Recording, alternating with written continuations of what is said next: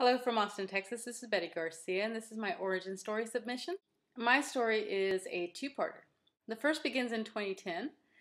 It was in the middle of the recession, and I had decided to take a college course in order to make myself more marketable to my job. So I signed up for copywriting and screenwriting. I inadvertently dropped the copywriting course instead of the screenwriting, so screenwriting is what I did. I ended up with a superhero origin story that I submitted to the Austin Film Festival screenwriting contest last year. I'll tell you, I was in the military. I was the first female in the history of my family to get a bachelor's degree. I just bought my own home, but there's nothing, not one thing, that I am more proud of than completing and submitting that screenplay. I discovered a part of myself that I thought I had lost. I began to trust myself again. I don't know if I ever stopped, but it feels like I did. I remember in 6th grade when I was fierce. I was fierce. I was the smartest in my class. I knew all the presidents. I knew all the lakes. I knew the name of clouds. All of the states and their capitals. I was fierce. And then something happened, and like I stumbled somewhere, and I kept stumbling. And I can't remember a time after that when I was as sure of myself or as proud. Except now. And I am giddy. I am giddy. Because as ugly as that screenplay is, and it's ugly, there's no other fingerprints on it. Nobody helped me with it. It's all mine. I created it. I invented it. I wrote it down. I submitted it. It is mine.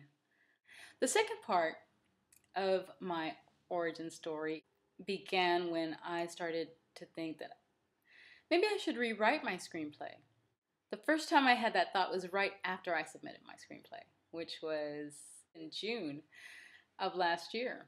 And I thought about it again in July, August, September, October. And I refused to make it a New Year's resolution because I always jinx myself with New Year's resolutions. So I told myself, and anyone else who would listen to me, that come February, I was going to start rewriting it, and to ensure a certain amount of accountability for myself, I would videotape my progress and upload a video every single day. I don't know if that was very smart. I didn't know anything about video editing. I still don't know a whole lot. I don't know anything about lighting or about sound. I can't do graphics. I'm trying to figure this out as I go.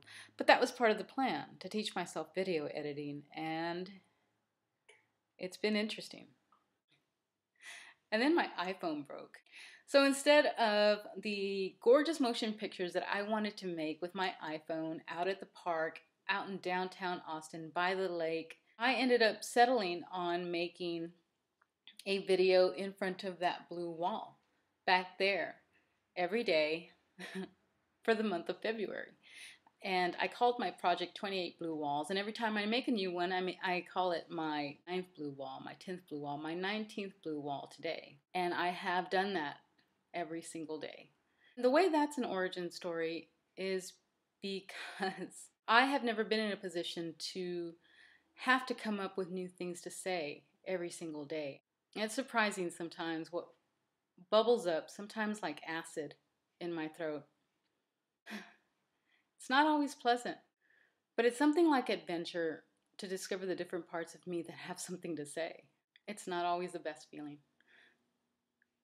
Not by a long shot. But it's new. I'm 45 years old, and that is significant. Because at 45, you think that you know everything about yourself. You think you have shaken hands and come to terms with who and what you are and your place in this world. I feel like I am just beginning a journey. And maybe that's just all in my head. But what does it matter if it is? Anyway, that's my story. Stories. Again, this is Betty Garcia. I'm from Austin, Texas. I've been a subscriber for a year or two now, and I am a big fan. Good night.